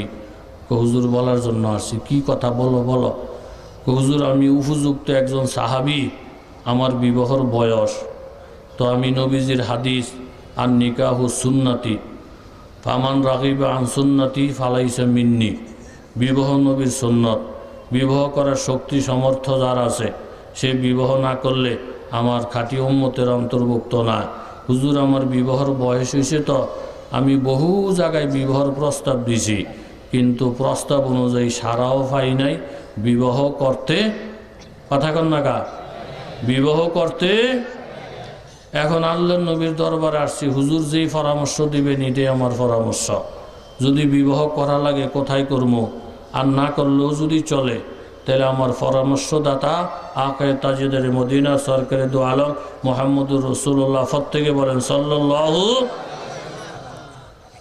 হুজুর সাল্লাল্লাহু আলাইহি সাল্লাম শুনলেন কথা, শুনে বলেন, বুরাইদা একটা কাজ করো, সম্ভ্রান্ত ফ্যামিলি দেখা, লাখের মধ্যে বাসা এমন সুন্দরী একটা মেয়ে দেখা, এক নম্বরের দিনদার এরম একটা মেয়ে দেখা, 1 নম্বরের জমিদার এরম একটা মেয়ে দেখা, যে মেয়েটার মধ্যে কয়টা গুণ, এই ঘুমাইলে কথা বলতে পারতাম না, কয় গুণ?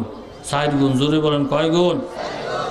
1 নম্বরে সুন্দরী, 1 নম্বরে দিনদার, 1 নম্বরে জমিদার, 1 নম্বরে হইল আপনার এই মালদার, এরম মোট কয়টা গুণ? জোরে বলেন কয়টা? 4টা। দিনদারের মধ্যে হইতে 1 নম্বর, বংশের মধ্যে হইতে 1 নম্বর, আবার মালের মধ্যে হইতে হবে 1 নম্বর, সুন্দরের মধ্যে হইতে হবে 1 নম্বর। এই সাহাবী কিন্তু কালো, টাকাও নাই পয়সাও নাই, তো নবীজির যে প্রস্তাবের সাথে বাস্তবতার সাথে মিল আসেনি। জোরে কথা কন, মিল আসেনি। আমরা যদি কইতাম যে হুজুর বুঝছি, আপনি আমার বিয়া শাদী তো করাইতেন না, হুদা ঘুরে গাড়াইয়া আমারে কতক্ষণ কষ্ট দিবেন। সাহাবী কোনো তর্ক বিতর্ক না কইরা খোঁজখবর লইতেছেন। 1 নম্বর দিনদার, 1 নম্বর জমিদার, 1 নম্বরের সুন্দরী, এরম মেয়ে কার আছে? মানুষকে কি লেগা? কয় আমার লেগা। কে বিয়া করবো? কয় আমি। তার বেড়া আদার বেহারির জাহাজের খবর, তোর কাছে জমিদার 1 নম্বর, 1 নম্বর দিনদার সব 1 নম্বর, 1 নম্বর, তোর কয় নম্বর? কয় আমার নম্বর টম্বর নাই। আমার এই পরামর্শ দিয়েছেন স্বয়ং আল্লাহ নবী মুহাম্মদুর রাসূলুল্লাহ সাল্লাল্লাহু। নবীজির রেফারেন্স দেওয়ার পরে মদিনার লোকেরা দেখাইয়া দিলেন, বুরাইদা এই শর্ত অনুযায়ী অমুক জমিদারের একটা মেয়ে আছে, লাখের মধ্যে সুন্দরী এবং অত্যন্ত দিনদার পরেশগার, বংশ 1 নম্বর, টাকা পয়সা 1 নম্বর। এই 4টা শর্ত পুরাপুরি ভাবে পাইয়া বুরাইদা আসলামী রাদিয়াল্লাহু আনহু মেয়ের বাপেরে সালাম জানাইয়া বললেন, আপনার মেয়েটা নাকি বড় সুন্দরী, বড় দিনদার, আপনার খানদান নাকি 1 নম্বর, জমিদারির লাইনে টাকা পয়সার লাইনেও নাকি 1 নম্বর। বলে হা, আল্লাহর নবী মুহাম্মদুর রাসূলুল্লাহ সাল্লাল্লাহু আলাইহি সাল্লাম প্রস্তাব দিয়ে পাঠাইছে আপনার সুন্দরী মেয়েটা আমার কাছে বিবাহ দিয়া নবীর একটা নিকার সুন্নাত জিন্দা করার জন্য। কথাটা বলার সাথে সাথে বাবা রাগ হয়ে গেলেন। ও বুরাইদা, আমি নবীর কাছে কলমা পড়েছি, তবে বিবাহ শাদী দেওয়ার ব্যাপারে প্রত্যেকটা মা বাবার এখতিয়ার আল্লাহ নবীর তরফ থেকে আছে। আমি একজন বলি, আমি একজন অভিভাবক। আমার এই সুন্দরী মেয়েটা, এত বড় আল্লাহ বলা মেয়েটা, তোমার মতন একজন গরিব সাহাবী, টাকা নাই পয়সা নাই, দেখতে শুনতেও তেমন সুন্দর না, আমি বিবাহ দিতে পারি না। 1 বার বলছো আমি শুনলাম, 2 বার বলছো আমি শুনলাম, 3য়বার কিন্তু আমি শুনবো না। যেখান থেকে আসছো তুমি ওই জায়গায় চলে যাও, আমার মেয়ের ব্যাপারে কোনো আলোচনাই এই ব্যাপারে করিও না। একটা ধমক দেওয়ার পরে বাবা বুরাইদা আসলামী রওনা দিলেন। ওই রুমের থেকে মেয়েটা আব্বারে ডাক দিয়ে বলেন, আব্বা বাসার মধ্যে কোনো মেহমান আসছিল নাকি? বলে হা। কি ব্যাপারে? বলে তোমার বিবাহর ব্যাপারে। বলে কেডা? বুরাইদা আসলামী। মা তুমি চিনুনি? বলে চিনি না, তবে জানি উনি একজন মুহাজির, দেখতে শুনতে তেমন ভালো না, অনেক গরিব টাইপের লোক। বলে মা গো, মাথাটা নষ্ট হয়ে গেছে, এমন একটা গরিব ছেলে এই বাড়ির মধ্যে আইসা তোমার মতন মেয়ের বিবাহর প্রস্তাব দিছে, মাথায় রক্ত উঠে গেছে, এই জন্য একটা ধমক দিছে, চলে যায়। মেয়েটা ডাক দিয়ে বলেন, আব্বা গো, ধমক দেওয়া তো বড় কথা না, ছেলেটা যেই বাড়িতে বিবাহ করতে চাইলো, বিবাহর প্রস্তাবটা দিল, এই প্রস্তাবটা কি বুরাইদার প্রস্তাব না কোনো নবী মুহাম্মদুর রাসূলুল্লাহর প্রস্তাব? জোরে কান সুবহানাল্লাহ। বাবাই যখন বললেন, মা আমি যতটুকু জানছি আল্লাহর নবীর বলে প্রস্তাব, কথাটা শোনার সাথে সাথে মেয়েটা তার বক্তব্যটা ঘুরিয়ে দিয়া বললেন, আব্বা আল্লাহর নবী যদি প্রস্তাব দিয়া এই ছেলেকে আমাদের বাড়িতে পাঠায়, তাহলে ছেলেটার পরিচয় যাই না নেন। এই মদিনার মধ্যে এর থেকে ধনী কোনো ছেলে নাই, এই মদিনার মধ্যে এর থেকে সুন্দর কোনো ছেলে নাই। আব্বাই বললেন, মা তুমি কি বক্তব্য ঘুরাইয়া দিলা? বলে আব্বা যান, যখন শুনলাম আল্লাহ আর নবী পছন্দ করে পাঠাইছে, নবীর পছন্দের উপরে পছন্দ নাই, নবীর বক্তব্যের উপরে বক্তব্য নাই, বাবা কাল মুহূর্ত বিলম্ব না কইরা আল্লাহ নবীর দরবারে চলে যান। নবী যেই ছেলেটারে পছন্দ করলেন, এই ছেলেকে আল্লাহ পছন্দ করেছেন, নবীর পছন্দের বাইরে আমার বিবাহ শাদী হোক, এটা আমি কোনোদিন কামনা করি না। জোরে কান সুবহানাল্লাহ। এটার নাম হইল বাবা নবীর ইত্তেবা। বাবা তাড়াতাড়ি কইরা মিহির থেকে নবীর প্রেম শিখলেন, দৌড়ে গিয়া বলেন, ইয়া রাসূলুল্লাহ, ইয়া হাবিবাল্লাহ, আমার ভুল হয়ে গেছে, আমার মেয়ে তো এই ছেলের কাছে বিবাহ বসতে রাজি, যেহেতু আল্লাহর নবী পছন্দ করে পাঠাইছে। নবীজি বললেন, মেয়ের বাবা তুমি বাড়িতে চলে যাও, মেয়েরে সাজাইয়া পরাইয়া রেডি করো, আমি দুলারে পাঠাই দিছি। এই বইলা নবীজি কয়েকজন সাহাবীরে ডাকলেন, ডাইকে বলেন, সাহাবীরা শোনো, বুরাইদা আসলামীর টাকা নাই, পয়সা নাই, বাড়ি নাই, ঘর নাই, কিন্তু একটা জমিদারের মেয়ে নবীর উসিলায় বিবাহ হতে যাচ্ছে। বুরাইদা নিজে গরিব, শ্বশুর বাড়ি অনেক ধনাঢ্য। ওই ধনী ফ্যামিলিতে বিবাহ করতে গেলে বুরাইদা খালি হাতে গেলে শোভা পায় না, তোমরা একটু সহযোগিতা করা। উপস্থিত সাহাবায়ে কেরাম 2000 দিরহামের একটা বস্তা, বর্তমানে 2 লক্ষ, 4 লক্ষ, 10 লক্ষ, এর থেকে অনেক বেশি হবে। 2000 দিরহামের একটা বস্তা বুরাইদা আসলামের হাতে উঠিয়ে দিলেন। নাও বুরাইদা, জমিদার বাড়ির বিবাহ জমিদার স্টাইলে করবা, বাজার সদাই করা, স্বর্ণ গয়না কিনো, শাড়ি কিনো, কসমেটিক কিনো, দুর্বল হয়ে যায় না। 2000 দিরহামের বস্তাটা লইয়া বুরাইদা যখন বাজারের মধ্যে গেছেন, বাবা মনের মধ্যে কত আনন্দ, রূপসী দিনদার জমিদারের মেয়ে বিবাহ করবে। সদাই পাতিগুলা সব শেষ কইরা শ্বশুর বাড়ির দিকে রওনা দিবে বাপ। ঠিক এই টাইমে মদিনার বাজারের মধ্যে একজন যুবক দৌড়তে আর বলতেছে, আল জিহাদ ফি সাবিলিল্লাহ। এই বাজারে নবীর কোন প্রেমিক আসুনি? উমুক জায়গার মধ্যে নবীর সাহাবীরা জিহাদের ময়দানে আছে, কাফেরদের সঙ্গে লড়াই চলতেছে, মুসলমানেরা মার খায়, আল্লাহর কোরআন বেইজ্জতি হয়ে যায়। বাজারের মধ্যে এমন কোন দিনদার আল্লাহ বলা নবীর পাগল যদি থাকো, আমি ঠিকানা বাতাইয়া দে, ওই জায়গার মধ্যে গিয়ে মুসলমানের পক্ষে তলোয়ার দইরা কাফেরদের জবাব দাও, আল্লাহর কোরআনের ইজ্জত বাঁচাও। এই কথাটা বুরাইদার কানে আসার সাথে সাথে বাবা এই সদাই পত্রগুলো লইয়া দোকানদারের কাছে আসছেন, বললেন, বাবা তুমি তোমার সদাইগুলা রাইখা দাও, আর টাকাটা আমাকে ফেরত দিয়ে দাও। টাকাটা ফেরত লইয়া বিবাহ সদাইয়ের পরিবর্তে একটা ঘোড়া কিনলেন, একটা তলোয়ার কিনলেন।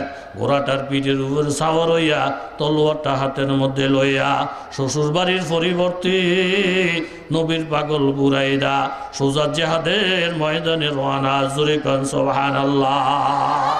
जुल्फों को जरा खोल दो, बुरका को हटा दो, मुद्दत से पेरीशा दिले मुस्तर है हमारा, उम्मत में तुम्हारी है गुलामों में तुम्हारा, तकदीर हमारी मुकद्दर है हमारा, तकदीर हमारी मुकद्दर है हमारा।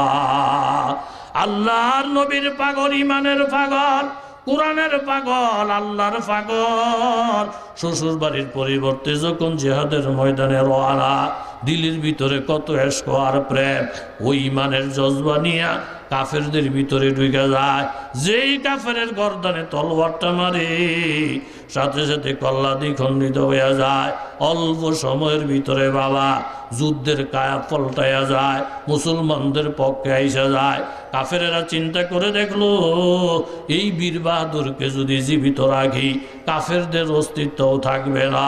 চতুর্দিক থেকে ঘেরাও দিয়া কেউ পাথর মারে, কেউ নেশা মারে, কেউ তীর মারে। এক কথায় জিহাদরত অবস্থায় বুরাইদা আসলামী রাদিয়াল্লাহু আনহু শাহাদত বরণ কইরা রক্ত মাখা শরীরটা নেয়া জিহাদের ময়দানে পড়িয়া যায়। যুদ্ধ যখন শেষ হয়ে গেল, কে আহত কে নিহত খবর নেয়া সেনাপতি দেখতে পায় বুরাইদা আসলামের লাশ। অবাক হয়ে গেছেন সাহাবীরা, শোনো, বুরাইদা আসলামী না বিবাহ করতে যাওয়ার কথা, কোন টাইমে জিহাদের ময়দানে আইসা এইভাবে শাহাদত বরণ করলো। আল্লাহর নবীর কাছে খবর পৌঁছায়া দাও। নবীর দরবারে যখন খবর গেল, আল্লাহর নবী চোখের পানি ছেড়ে দিয়া অবাক হয়ে গেলেন, বুরাইদা তুমি আল্লাহর কত পাগল, কোরআনের কত বড় পাগল, এই মুহূর্তে এত বড় কোরবানি দিয়া জিহাদের ময়দানে গিয়ে শাহাদত হয়ে গেলা। সাহাবীদেরকে বলেন, সাহাবীরা শোনো, বুরাইদার লাশ তোমরা উঠাইও না, আমি নিজের হাতে লাশ উঠাবো, আমি নিজের হাতে কাফন পরাবো, আমি নবী ইমাম হইয়া বুরাইদার জানাজা পড়াইয়া কবরে দিব। জোরে কান সুবহানাল্লাহ। আল্লাহ নবী রহমতুল্লিল আলামিন নিজে তশরিফ নিয়ে গেলেন, লাশ উঠাইলেন, কাফন পরাইলেন, সাহাবীদেরকে বললেন, সাহাবীরা তোমরা প্রত্যেকে কাতার সোজা করো, এখন জানাজা শুরু হয়ে যাবে। সাহাবীরা যখন কাতার সোজা করলেন, আল্লাহর নবী জানাজার দিকে আগাইলেন। মনে হইতেছে নবী স্বাভাবিকভাবে চলে না, এইভাবে দেখা দেখা দেখা দেখা টিফা টিফা টিফা টিফা নবীজি জানাজার দিকে আগায়। সাহাবীরা বলেন, নবী গো আপনি এইভাবে অস্বাভাবিকভাবে আগাইতেছেন কেন? নবীজি বললেন, সাহাবীরা শোনা, বুরাইদা আসলামের জানাজায় শরীক হওয়ার জন্য এই পরিমাণ ফেরেশতা নাজিল হয়েছে, আমি মুহাম্মদুর রাসূলুল্লাহ ফাও রাখনের জায়গা দেখি না। জোরে কান সুবহানাল্লাহ। আল্লাহর নবী জানাজা পড়াইয়া দিলেন। লাশ নিয়ে সাহাবীরা যখন রওনা, আল্লাহর নবীর চোখে পানি জোর জোর করে পড়ে, সাহাবীদের চোখেও পানি পড়ে। হঠাৎ করে আমার নবী উপরের দিকে তাকাইয়া একটা মুচকি হাসি দিলেন। সাহাবীরা বলতেছে, নবী গো এই কান্নার মধ্যে আবার নবীর চেহারার মধ্যে হাসির ঝলক, কিছুই তো বুঝলাম না। নবী বলেন, সাহাবীরা শোনো, আমি আমার চোখ দিয়ে যা দেখি তোমরা তা দেখো না। আমাকে আল্লাহ তাআলা মুজিজা দান করেছেন, এটা তোমাদেরকে দান করে নাই। আমি আমার নবুয়তের চোখ দিয়া আসমানের দিকে তাকাইয়া দেখতেছি অসংখ্য হুরফরিরা হাতের মধ্যে বিবাহর মেহেন্দি লাগাইয়া নতুন নতুন শাড়ি পোশাক পরিধান করিয়া আমি নবীকে ডাক দিয়ে বলতেছেন, ইয়া রাসূলুল্লাহ তাড়াতাড়ি বুরাইদার লাশটা কবরে পৌঁছাইয়া দেন। যত তাড়াতাড়ি কবরে যাবে অত তাড়াতাড়ি আল্লাহ তাআলা আমাদের সাথে বুরাইদার বিবাহ পড়াবে। জোরে কান সুবহানাল্লাহ। ও সাহাবীরা শোনা, ওই বাড়িতে খবরটা পৌঁছাইয়া দাও, যেই মেয়েটা আল্লাহ নবীর কথাটা শুই না কালো ছেলেটারে সুন্দর হিসাবে স্বীকৃতি দেয়, গরিবের ধনী হিসাবে স্বীকৃতি দেয়, এই মেয়েটা যদিও দুনিয়াতে তার বিবাহ শাদী হয় নাই, আল মারু মা আহাব্বা, আমি নবী মুহাম্মদুর রাসূলুল্লাহ ওই মেয়েটারে জান্নাতের সুসংবাদ দিলাম। আখিরাতের মধ্যে আল্লাহ তাআলা বুরাইদাকে জান্নাতি পুরুষ বানাইয়া এরকম জান্নাতি পোশাক পরাইয়া আল্লাহ তাআলা ওই মেয়েটার সাথে মোলাকাত করাবে। জোরে কান সুবহানাল্লাহ। নারায়ে তাকবীর, নারায়ে তাকবীর। অনেক লম্বা হয়ে গেছে, 10:30। 10টার মধ্যে সেরা দেওয়ার খেয়াল ছিল, আপনারা কষ্ট পাইছেননি? আল্লাহ তাআলা আমাদের সকলকে কবুল মঞ্জুর করেন। আল্লাহ তাআলা আমাদের সকলের গুনাহ খাতা মাফ করে দেন। অনেক ওলামায়ে কেরাম এখানে হাজির বুঝছেন না। আমি দোয়ার আগে অনুরোধ করব, এই তৌহিদি জনতার উদ্যোগে আজকের মাহফিল, পাশে একটা মসজিদ আছে, জোরে কোন ঠিক নি? মসজিদ আসেনি? মসজিদের কর্তৃপক্ষর মনের একটা আকাঙ্ক্ষা, যেহেতুগুলো মানুষ এখানে হয়েছে, আপনারা যদি 200-500 করে টাকা দেন, আমিন। আল্লাহুম্মা সাল্লি আলা মুহাম্মাদিন বিআদাদি কুল্লি দাইন ওয়া দাওয়া ওয়া বিআদাদি কুল্লি ইল্লাতিন ওয়া শিফা। ربنا ظلمنا أنفسنا وإن لم تغفر لنا وترحمنا لنكونن من الخاسرين। আয় আল্লাহ, তৌহিদি জনগণের উদ্যোগে আয়োজিত আজকের মাহফিল, অনেক বড় বড় ওলামায়ে কেরাম এই মাহফিলের মধ্যে তশরিফ এনেছেন, অনেক ব্যবসায়ী বাবারা, তলিবুল ইলম ছাত্র ভাইয়েরা, স্কুল কলেজের ছাত্ররা, আয় আল্লাহ সকলকে নিয়ে আমি আদম আপনার শাহী দরবারে ভিক্ষার হাত বাড়াইছি। মেহেরবানি করে আমাদের সকলের জীবনের গুনাহ খাতা মাফ করে দেন। আয় আল্লাহ তওবার নিয়তে হাত বাড়াইছি গো আল্লাহ, আপনি আমাদের তওবা কবুল করে নেন। বাকি জিন্দগিটা আপনার হুকুম মোতাবেক ইবাদত বন্দেগী করার জন্য কবুল করেন। শিশু বাচ্চাদেরকে মা টাইনা টাইনা টাইনা টাইনা যেমন চালায়, আপনার রহমতের হাত থেকে আমাদেরকে ছেড়ে দিয়েন না। গুনার কাজ করতে চাইলে টান দিয়া দিয়া বাঁচাইয়া রাখেন, নেকের কাজ করতে না চাইলে ধাক্কাইয়া ধাক্কাইয়া করাইয়া নিয়েন গো আল্লাহ। ও আকরামাল আকরামিন, আমাদের জান মালকে আপনি হেফাজত করেন, আমাদের ছেলে মেয়েগুলোরে ছোট ছোট রাইখা আমাদেরকে মরণ দিয়েন না। আয় আল্লাহ, তাদের দিকে তাকাইয়া মা বাকি কাজ করার জন্য আমাদের হায়াতকে তৈয়বা বানায় দেন, তফিলা বানাইয়া দেন। ও আকরামাল আকরামিন, আমাদের মধ্যে যারা অসুস্থ রোগী বিমারি আপনি শেফা দান করেন। হে আল্লাহ, লাল ফুলের হজরত সারা বাংলাদেশের মুরব্বী গো আল্লাহ, হাজার হাজার আলেমের উস্তাদ, আয় আল্লাহ আধ্যাত্মিক জগতের বড় রাহবর, আয় আল্লাহ এই বুজুর্গর হায়াত আপনি লম্বা করে দেন গো আল্লাহ। বাংলাদেশে যত আকাবিরিনে কেরামেরা আছেন ওনাদের সকলের হায়াত বাড়াইয়া দেন। আয় আল্লাহ, বিশেষ করে ব্যবসায়ী বাবারা উদ্যোগ নিয়ে প্রতি বছর একটা মাহফিল করে উলামায়ে কেরামের পরামর্শ নিয়া ওনাদের ব্যবসা বাণিজ্যে বরকত দেন। আয় আল্লাহ, আগুন ফানি বালা মুসিবত থেকে হেফাজতে রাখেন। আয় আল্লাহ, যেই যে তালিবুল ইলম ভাইয়েরা আমাদের সঙ্গে হাত বাড়াইছে গো আল্লাহ, প্রত্যেকের বড় বড় আলেম বানাইয়া দেন, বড় বড় বক্তা বানাইয়া দেন, বড় বড় হক্কানি ফির মাশায়েখ বানাইয়া দেন। আয় আল্লাহ, আমাদেরকে মক্কা মদিনার পাগল বানান, বারবার হজ করার উমরা করার তৌফিক দিয়া দেন। ও আকরামাল আকরামিন, বুড়াকাল পর্যন্ত যদি হায়াত পাই গো মাওলা, আপনি আমাদের চোখের নেয়ামত নষ্ট করে অন্ধ বানাইয়েন না। আয় আল্লাহ, আমাদের হাত পায়ের নেয়ামত নষ্ট করে আমাদের কাউকে পঙ্গু বানাইয়েন না গো আল্লাহ। যে জবানটা দান করছেন এই জবানটা কেড়ে নিয়ে আমাদের কাউকে বোবা বানাইয়েন না। প্রত্যেকটা অঙ্গ প্রত্যঙ্গ ইবাদতের জন্য, কাজ করার জন্য আপনি লাগাইয়া দেন গো আল্লাহ। ও আকরামাল আকরামিন, এই মজলিসের মধ্যে নিঃসন্দেহে কত ওলি আল্লাহরা আছে, এমন এমন ছাত্র বাবাও আছে গুনাহ করার সাথে সাথে তওবা কইরা পাক পবিত্র হইয়া যায়। এমন একটা ওলি আল্লাহর দিকে তাকাইয়া আমাদের সকলের দোয়া মুনাজাত আপনি কবুল কইরা নেন। কিয়ামত পর্যন্ত এই মাহফিলকে কায়েম দায়েম রাখেন। আয় আল্লাহ, সকল মুসল্লি ভাইদেরকে আলেম ওলামার ভক্ত বানাইয়া দেন, হকের ছায়ার তলে আসার তৌফিক দেন। বাতিল থেকে আপনি ধৈর্য ধৈর্য তাদের সকলকে বাঁচাইয়া রাখেন আল্লাহ। ওয়া সাল্লাল্লাহু তাআলা আলা খায়রি খালকিহি মুহাম্মাদিন ওয়া আলিহি ওয়া আসহাবিহি আজমাইন ওয়ারহামনা মাআহুম বিরহমাতিকা ইয়া আরহামার রাহিমিন।